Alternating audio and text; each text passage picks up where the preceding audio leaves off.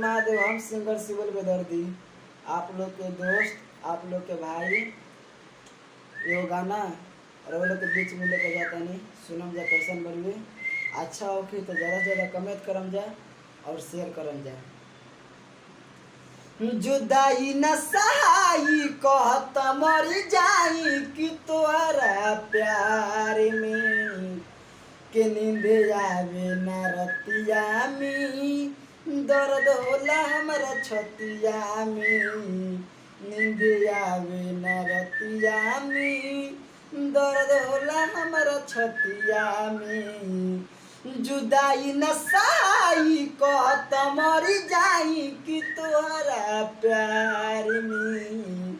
नींद आवे न रतिया में, दर्द होला हमरा छतिया में।